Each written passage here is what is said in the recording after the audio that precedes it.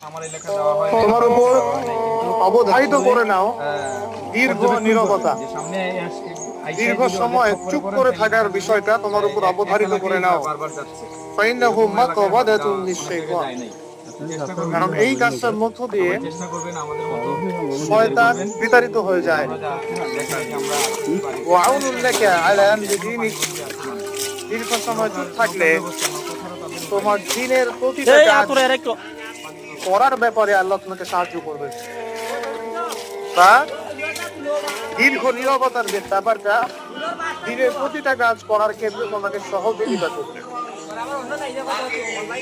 আমি বললাম সিদনি ইয়া রাসূলুল্লাহ, ইয়া রাসূল সাল্লাল্লাহু আলাইহি ওয়াসাল্লাম, আমাকে আরো বাড়িয়ে দিন, আরো কিছু বলুন, আরো কিছু ওসিয়ত করুন।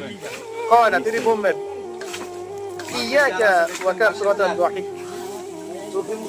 সবাই একটু সাবধানে থাকুন, বেশি বেশি হাসবে না। ফাইন্নাহু ইউমিতুল কলব, যারা অধিক পরিমাণে হাসাহাসি করে তাদের কলব মরে যায়, তাদের কলবের মৃত্যু ঘটে। ওয়ায়াযহাবু বিনূরি ওয়াজহি, এবং চেহারার মধ্যে নূর চলে যায়, চেহারায় কোনো জ্যোতি বা নূর থাকে না। বলতো জিদনি ইয়া রাসূলুল্লাহ, ইয়া রাসূল সাল্লাল্লাহু আলাইহি ওয়াসাল্লাম, আমাকে আরো বাড়িয়ে দিন, আরো কিছু ওসিয়ত করুন। এদিকে উপনানি ভাই قال, এবার তিনি বললেন সাল্লাল্লাহু আলাইহি ওয়াসাল্লাম, কুলিল হাক্কা ওয়া ইন কানা মুররান, সর্বদা সত্য কথা বলবে, সত্যের উপর থাকবে, যদিও এটা অন্যের কাছে তিক্ত হয়।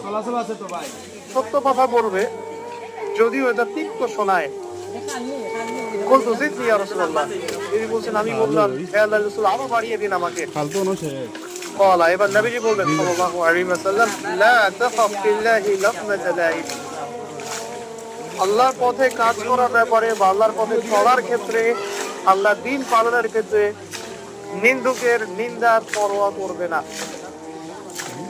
আল্লাহর ব্যাপারে নিন্দুকের নিন্দার সমালোচনার পরোয়া করবে না।